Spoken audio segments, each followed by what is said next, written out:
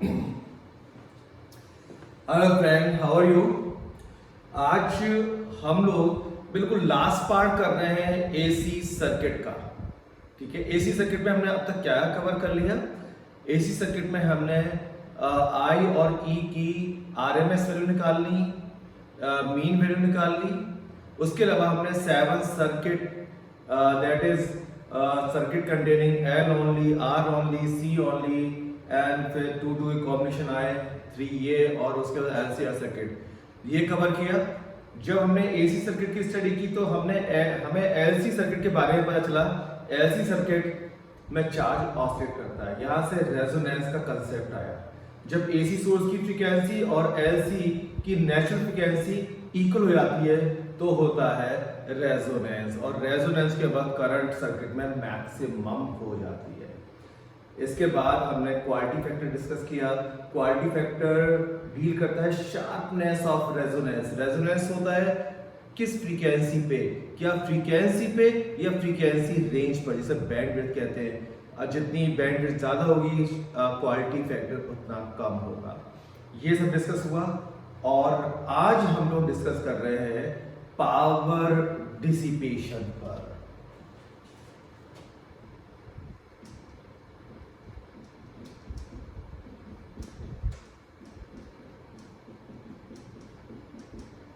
Power dissipation पर cycle.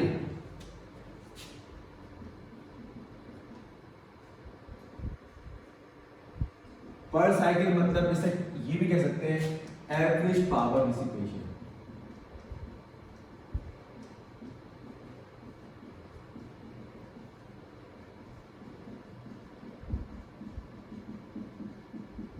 हम इसके बारे में आज डिस्कस करने आ रहे हैं। इसका मीनिंग क्या हुआ पहले ये सीख लेते हैं, क्योंकि फिर इसका पहला रूल है जिस टॉपिक को आप स्टडी करने जा रहे हो पहले उस टॉपिक का सिग्निफिकेंस सीख लो कि ये है क्या और ये टॉपिक हमें क्या इंफॉर्मेशन देना चाहता है।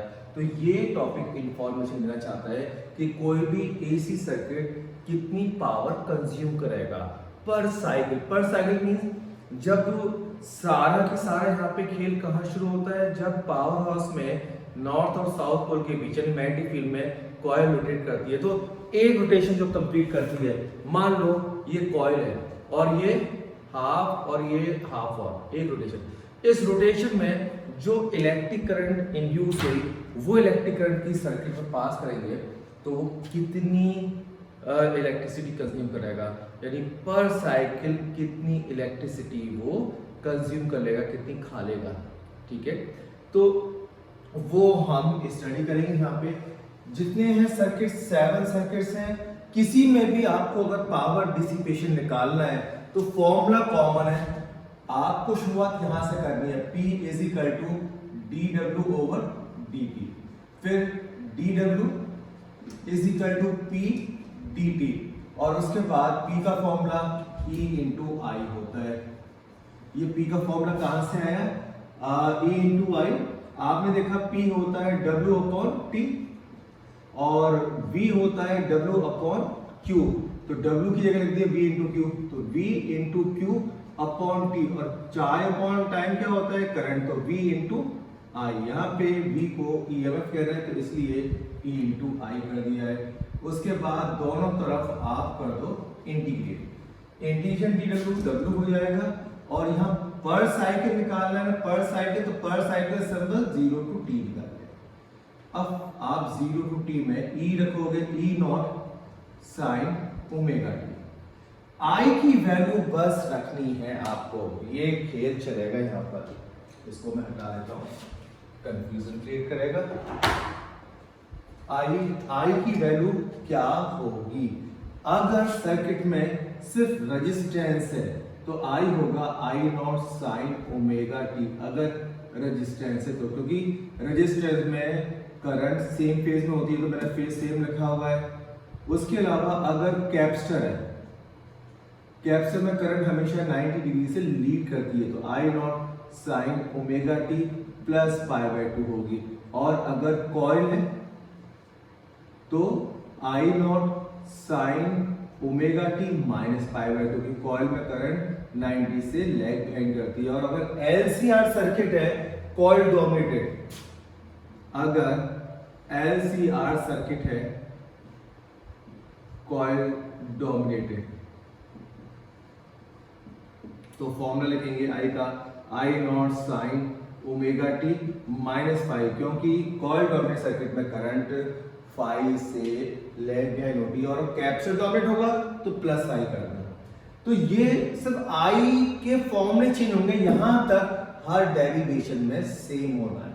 मैं आपको एग्जांपल लेके दिखाता हूं। अगर सर्किट में सिर्फ कॉइल है, आपको पता है कि कॉइल कोई भी पावर कंज्यूम नहीं करती, यानी पावर डिस्ट्रीब्यूशन जीरो आता है। आपको आंसर पता है, देखते हैं ये क्या कहता है। बाकी सारे में हटा लेता हूं, ये भी हटा लिए, ये भी हटा लिए, सिर्फ कॉइल का रह गया, और लास्ट में डीटी लगाना मत भूलना, ये वाला डीटी भी आ जाएगा। अब ई नॉट आई नॉट बाहर ले लीजिए, ई नॉट आई नॉट अंदर 0 to T sine omega T, और ये होता है minus cos omega, minus common लेंगे, पाई बाई टू इधर आएगा, ओमेगा टी इधर आएगा, फिर माइनस को बाहर आ जाएगा, तो आप माइनस बाहर लगा दो और ये लिख दो cos omega T D T. इसमें 2 से मल्टीप्लाई कर दो, 2 से डिवाइड कर दो, तो minus E naught I not upon 2, ये साइन 2 थीटा का फॉर्मूला बन गया, 0 to T sine 2 omega T D T.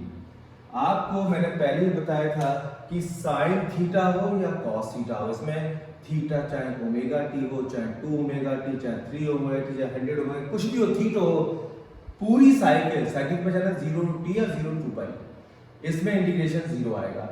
हमेशा याद रखना, साइन थीटा हो या कॉस थीटा हो, दोनों में 0 आएगा। मैं आपको साइड में रखने करके दिखा देता हूँ क्यों 0 आएगा। ये रफ वर्क है, sine 2 omega t integration sine 2 omega T D t 0 to t में साइन थीटा का इंटीग्रेशन होता है minus cos theta upon 2 omega आ जाएगा, तो ये आएगा minus cos 2 omega t upon 2 omega 0 to t. 2 omega भी बाहर निकाल लो, minus 1 by 2 omega, upper limit minus lower limit 2 omega होता है 2 पाई अपॉन टी, टी की जगह टी माइनस कॉस 0 से मल्टीप्लाई करें सबको 0 हो जाएगा, माइनस 1 अपॉन 2 ओमेगा, इसमें टी से टी गया, कॉस 360 होता है 1, ठीक है, cos 360 माइनस cos 360 माइनस 0, तो cos 0 1 माइनस ये वाला 1 0, तो ये हो गया 0। तो आपने देखा 0 आया। अब आगे से ये बात याद कर लेना, साइन थीटा हो या cos थीटा हो, उसका इंटीग्रेशन निकालोगे तो 0 आएगा। टाइम वेस्ट करने की जरूरत नहीं है, आप डायरेक्ट उसको 0 लिख देना। 1 साइकिल में, लेकिन 1 साइकिल की पहचान 0 टू टी या 0 टू 2 पाई, तो ये 0 हो गया, तो ये 0 हो गया, तो W इज इक्वल टू 0, तो पावर होता है W अपॉन टी, पावर भी 0 हो गई, ठीक है। तो ये था AC circuit containing coil oil. देता हूं AC circuit containing coil oil, AC circuit containing coil oil, यानी कि इस टाइप का फिगर, ये कॉइल बना दो और यहां पे एसी सोर्स लगा दो, पर साइकिल कितनी पावर कंज्यूम करेगा 0 हो गया, ठीक है। ऐसे ही कैप्सर का लेंगे, कैप्सर में यहां तक सब कुछ सेम चलेगा, सिर्फ यहां पे प्लस पाई बाई 2 आएगा, वो भी 0 आएगा, वो मैं दिखाया था आपको।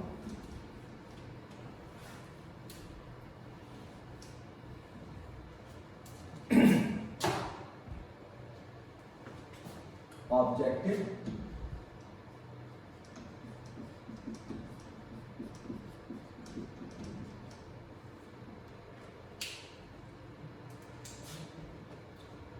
Average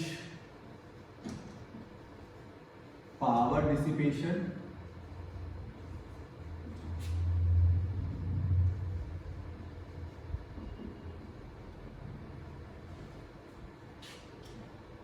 in a circuit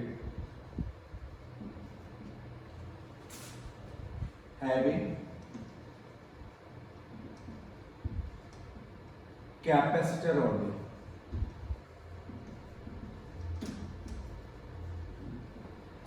in AC circuit लगा लें, इन एसी सर्किट। हम एसी सर्किट की ही स्टडी कर रहे हैं। ये होगा ऑब्जेक्टिव, इसमें figure and derivation.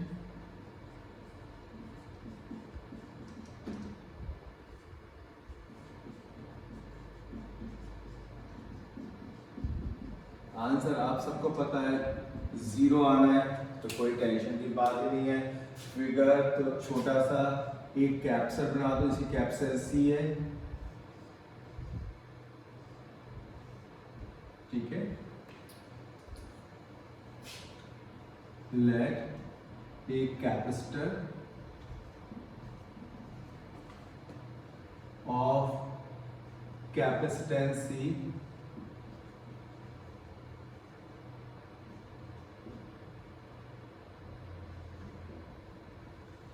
is connected through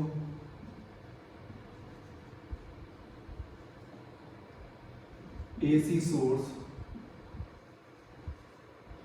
of frequency omega, angular frequency और फ्रीक्वेंसी, ठीक है। Derivation P is equal to dw over dt और dw is equal to P dt। dw w हो गया, इंटीग्रेशन 0 टू t लगा देना। P होता है EI, E होता है E naught sine omega T, I होता है कैप्सर है, कैप्सर में करंट लीड करती है, I not sine omega t plus pi by 2 और dt। Integration 0 to t, E not और I नॉट को बाहर निकाल लो, अंदर साइन ओमेगा टी और ये हो जाएगा कॉस ओमेगा टी dt। इसमें 2 से मल्टीप्लाई करो, 2 से डिवाइड करो, क्योंकि साइन 2 थीटा का फॉर्मूला बनाना है। E not I not upon 2 integration 0 to t sine 2 omega t dt। Again इसका इंटीग्रेशन 0 आएगा, बिकॉज लिमिट देख रहे हो 0 टू t। अगर 0 टू 2 पाई होता तब भी सेम बात होती, यह साइन थीटा हो या कॉस थीटा हो, थीटा कुछ भी हो, omega T by 2, 3 omega T, 500 omega T, कुछ भी हो थीटा, तो थीटा हो तो साइन या कॉस दोनों की इंटीग्रेशन वैल्यू पर साइकिल 0 आती है, तो ये भी हो गया 0। आपको पहले ही पता था कॉइल और कैपेसिटर पावर कंज्यूम बिल्कुल नहीं करता, ठीक है। अब आता है register, register maximum power consume करता है, तो यहां पर रजिस्टर लिख लेते हैं, यहां रजिस्टर लगा देते हैं।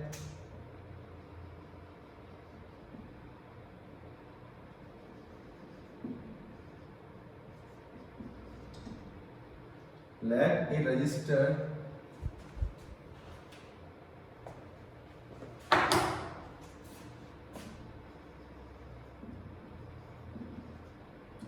of resistance R is connected through AC source of frequency this। ये सब हो गया। अब इसमें सब कुछ सेम चलेगा, सिर्फ I चेंज होएगा, I का फॉर्मूला चेंज हो जाएगा। आपको पता है रजिस्टर पावर कंज्यूम करेगा, इसमें 0 नहीं आएगा। I not sine omega t dt, क्योंकि रेजिस्टेंस में करंट सेम फेज में चलती है, तो फेज दोनों का सेम होना चाहिए, साइन के अंदर का एंगल ही फेज होता है। ये हो गया, इसमें E नॉट I नॉट बाहर ले लो, साइन साइन हो गया साइन स्क्वायर ओमेगा टी और dt। इसमें साइन स्क्वायर ओमेगा टी को स्क्वायर की टर्म को सिंगल पावर में कन्वर्ट कर लेते हैं, इंटीग्रेशन लेना हो जाएगा आसान। ये वाला फॉर्मूला हमारे काम आएगा, cos 2 ओमेगा टी होता है 1 minus 2 sine square omega T, और इसमें साइन स्क्वायर ओमेगा टी हो गया 1 minus cos 2 omega t upon 2। ये फॉर्मूला मैं यूज करने जा रहा हूं। E naught I naught integration 0 t 1 minus cos 2 omega t upon 2 मैंने बाहर ले लिया डी टी। इसका इंटीग्रेशन अलग अलग कर लेता हूं is equal to E not. इसमें 2 को लिख लो √2 इंटू √2 दो बार, सेम बात ही तो है, √2 इंटू √2 ही होता है।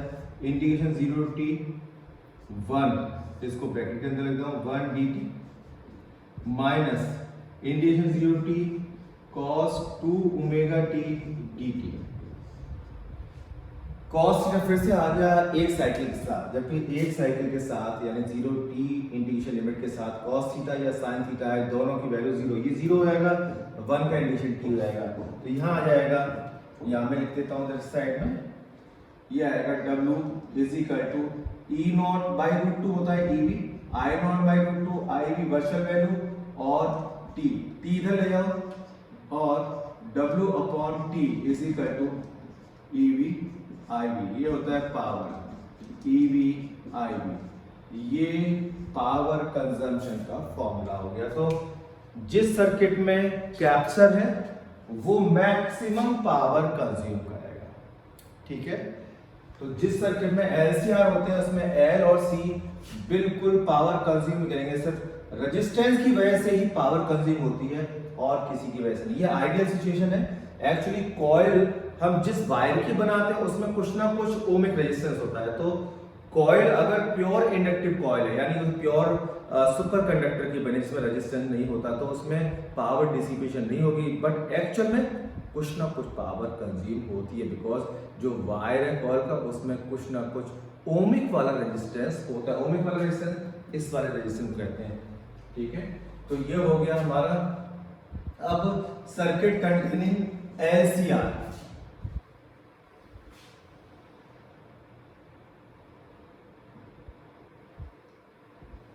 अब एलसीआर तीनों साथ लेना, ये एक जनरल फॉर्मूले को जन्म देगा, यानी इस डेरिवेशन का रिजल्ट जो भी फॉर्मूला हमारे पास आएगा उस फॉर्मूले में होगा क्या, उस फॉर्मूले को हम किसी भी सर्किट में सातों सर्किट के लिए अप्लाई कर सकते हैं।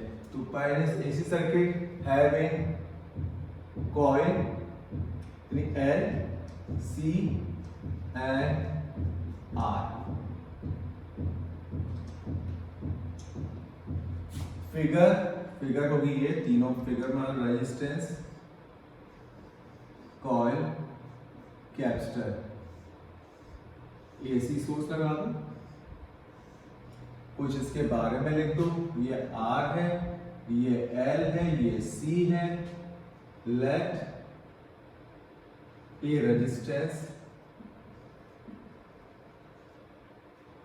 Are inductance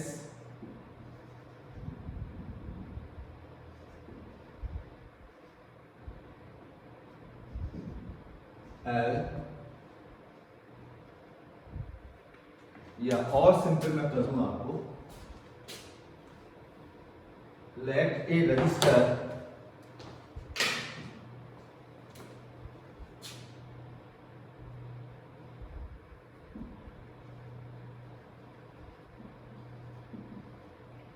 of resistance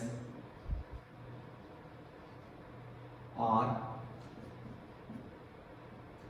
inductor of inductance L, and a capacitor of capacitance C is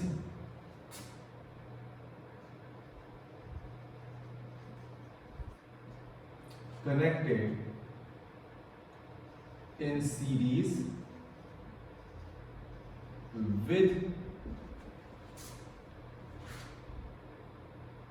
an AC source of omega angular frequency,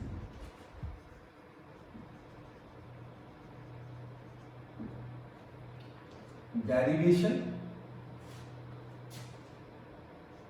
P is equal to वही सब शुरू की लाइन सब में सेम है और dw is equal to P dt। Integration का sign लगाना है, 0 to t लिमिट लगानी है सभी में।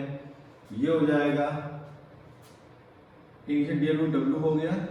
P होता है ei, e हमेशा e naught sine omega t, limit भी लगा लीजिए।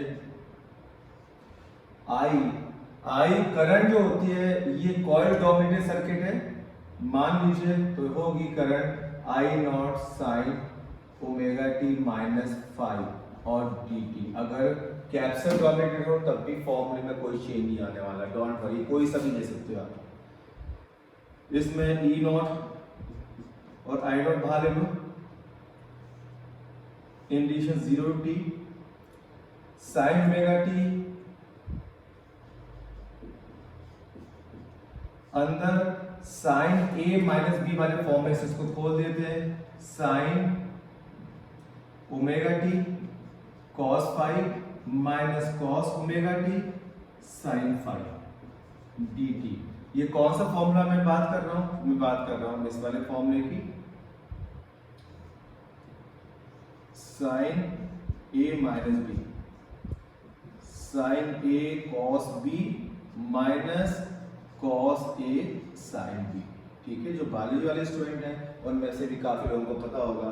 तो a यहाँ पे ओमेगा t है, b है 5, तो sine a cos b minus cos a sine b। अब साइन ओमेगा t से अंदर मल्टीप्लाई कर देता हूं,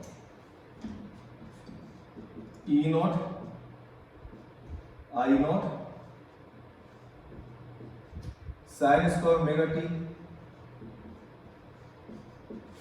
cos 5 minus sine omega T और cos omega t, sine omega t cos omega T और साइन 5। ठीक है, ये इंटीग्रेशन एक ये ले लो, चलो अभी ब्रैकेट में ले देता हूं dt को,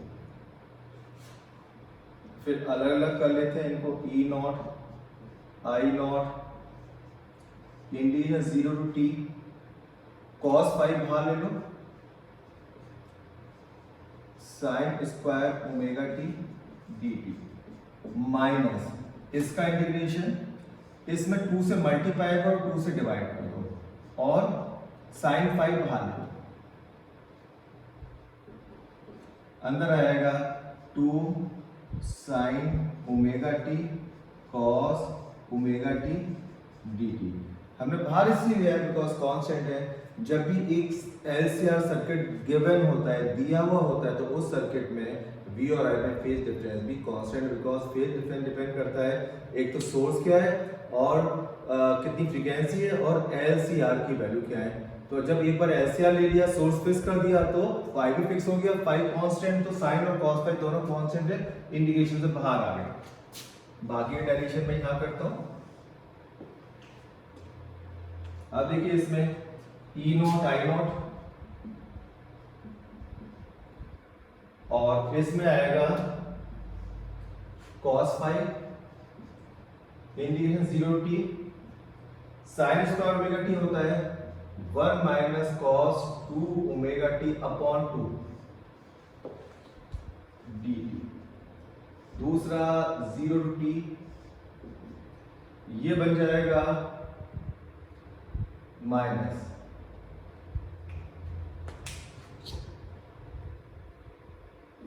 यहाँ थोड़ी स्पेस कम हो रही है तो मैं उधर जाऊंगा, माइनस साइन लगाता हूं बस, माइनस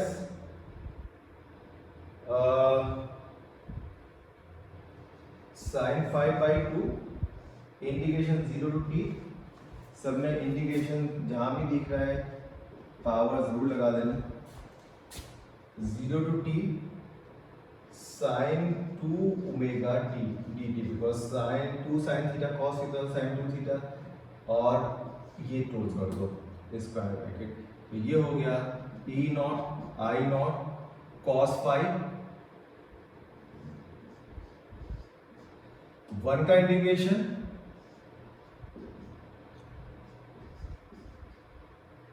माइनस अभी 2 जो है इसको ही बाहर निकाल लो, इसका 2 minus cos 2 omega t 0 to t dt, और इसका हो जाएगा 0 बिकॉज वन साइड में साइन थीटा का इंटीग्रेशन 0 होता है। अगर लिमिट 0 टू टी हो तो साइन थीटा हो इंटीग्रेशन के अंदर, या cos थीटा हो, दोनों में 0 होता है।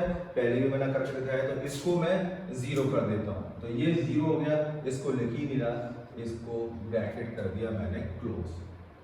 अब इसको बाहर निकालते हैं, ई नॉट आई नॉट, ये cos 5 बाई 2, 1 का हो जाएगा t, ये अगेन 0 बिकॉज cos थीटा है और लिमिट देख रहे हो 0 टू t है, 0 हो जाएगा। ये हो गया 2 को √2 इंटू √2 लिख लो, e not I not √2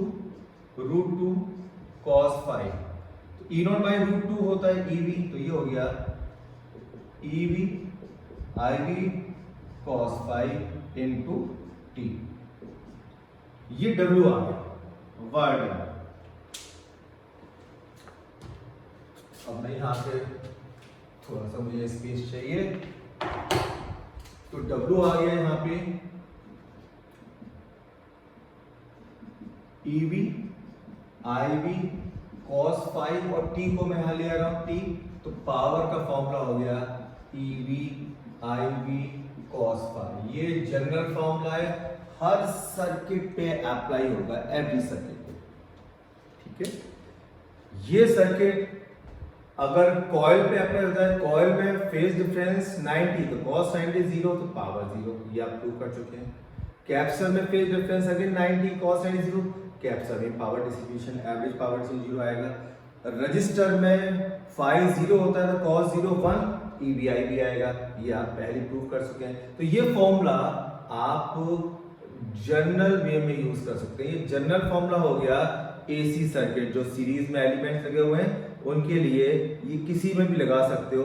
cos 5 की बस वैल्यू डालनी है। अगर दो एलिमेंट हो तो आप कैसे करोगे, मैं आपको बताता हूं।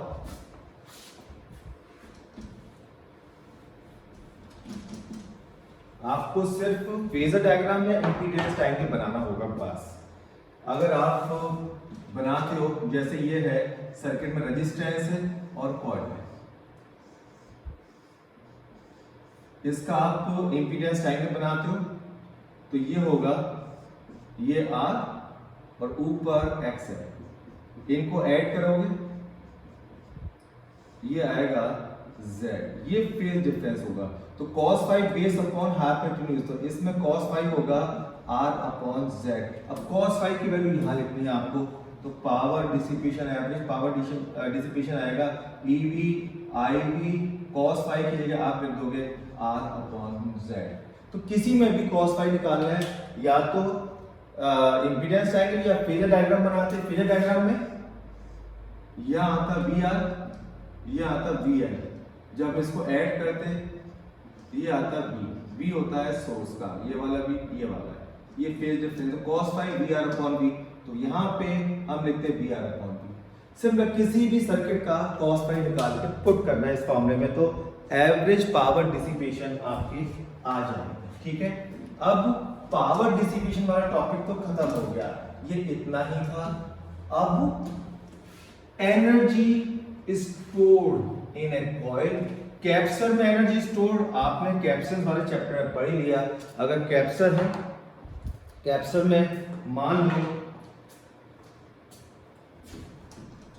कैप्सूल है, कैप्सूल की कैप्सूल सी है, पोटेंशियल डिफरेंस इसमें V है, तो half C V square energy store रहती है।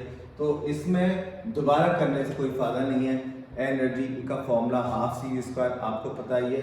सिर्फ कॉइल में मुझे करवाना है, कॉइल में अगर करंट आई फ्लो हो रही है तो इसमें फ्लक्स डेवलप होता है, बिकॉज करंट का मैग्नेटिक फील्ड भी होता है, मैग्नेटिक फील्ड होगा तो फ्लक्स भी होगा, फ्लक्स होगा तो मैग्नेटिक एनर्जी भी होगी। तो कॉइल के अंदर कितनी मैग्नेटिक एनर्जी स्टोर्ड है, तो ये होता है हाफ एल आई स्क्वायर। ये फॉर्मूला कहां से आया, ये मैं डेराइव करने जा रहा हूं आपके लिए।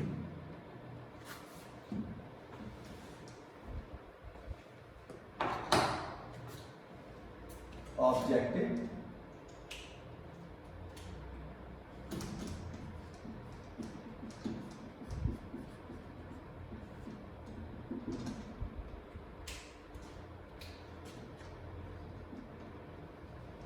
energy stored in a coil of inductance L and having I current.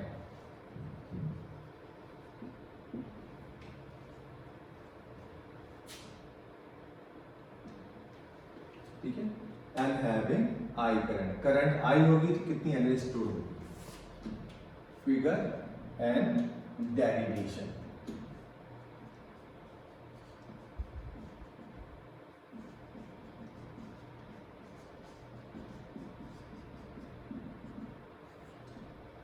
Figure आप लोग इजीली बना लोगे।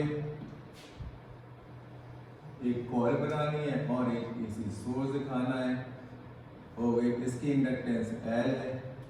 Derivation we know when an AC current passes through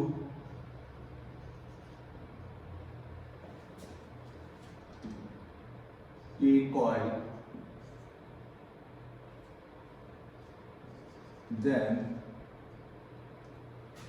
an EMF, ये कैसे, तो बैक EMF, क्योंकि ये अपोज करता है लेंस लॉ के अकॉर्डिंग, इसलिए मैंने इसको बैक EMF क्या दिया, back EMF induced in the coil। ठीक है, तो जब भी करंट पास होगी इसमें एक फ्लक्स चेंज होगा और इसमें एक बैक EMF जनरेट हो जाएगा, which can be given as according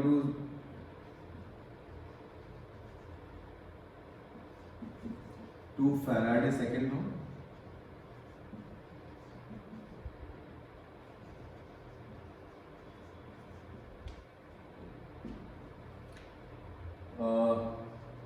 E is equal to minus d phi over d t, minus Lenz law की वैसे होता है, phi is equal to L I, इसलिए हो गया माइनस एल बहा लेते d I over d t. ठीक है, तो ये है कॉइल का EMF. So source must have at least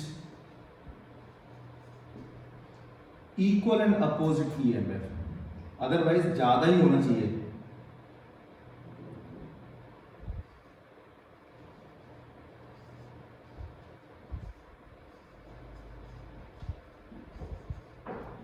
EMF that is plus L di over dt। तो सोर्स का EMF आ गया आपके पास। अब सोर्स का EMF आ गया तो अब लगाया था formula P is equal to dW over dt और dW is equal to P dt। दोनों का इंटीग्रेशन कर लेते हैं। इंटीग्रेशन W हो गया W, ये हो गया E I dt। E की वैल्यू डाल दो यहां से, integration L di over dt, ये से E है, into I into dt, dt से dt काट दो तो ये हो जाएगा W is equal to integration L भी बाहर ले लो I di, तो ये I का integration with respect to y I square by 2, तो ये हो गया हाफ L I स्क्वायर। इतना वर्क करना पड़ा और ये ही एनर्जी के फॉर्म में स्टोर भी हो जाएगा। तो जब भी इसमें I करंट पास होगी तो I करंट को पास करने के लिए इसको सोर्स को वर्क करना पड़ेगा, बिकॉज ये वेरिएबल करंट है। वेरिएबल करंट तो इसका फ्लक्स कीप ऑन वेरिंग, जब फ्लक्स वेरी करेगा तो इसमें एक बैक ईएमएफ डेवलप हो जाएगा। तो उस बैक ईएमएफ के अगेंस्ट इस सोर्स को वर्क करना होगा और ये वर्क ही मैग्नेटिक एनर्जी की फॉर्म में स्टोर जाएगा। और ये वर्क जो आ रहा है वो आ रहा है हाफ एल आई स्क्वायर। तो कभी भी कॉइल में करंट आई है, इंडक्टेंस एल है, तो उसमें एनर्जी होगी हाफ एल आई स्क्वायर। तो आपने तीनों एलिमेंट कर दिया। रेजिस्टेंस का आपको पता ही है, अगर रेजिस्टेंस है तो उसमें करंट चाहे इधर से फ्लो हो चाहे इधर से, हीट एनर्जी निकलती है आई स्क्वायर आर टी। आई स्क्वायर आर टी ये हम पहले ही डिस्कस कर चुके हैं, हीटिंग इफेक्ट ऑफ करंट, ठीक है, जूल्स हीटिंग इफेक्ट में।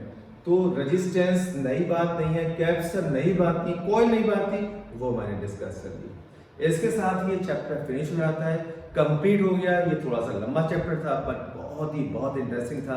आपने इसके सारे कंसेप्ट अच्छे से सीख लिए। अगर फिर भी कोई भी आपको डाउट है, आप मुझे लिख सकते हैं मेरी साइट पे आके, वहां पे मुझे इन्फॉर्म कर सकते हैं। मैं रात को 1 आवर उस साइट की सारी इंफॉर्मेशन पढ़ता हूं, तो वहां से मैं आपको आंसर भी दे दूंगा, या आप डायरेक्ट मुझे फोन भी कर सकते हैं, ठीक है। तो इसमें हमने सारा कुछ कवर कर दिया। That's all for today. Take care, bye, have a nice time.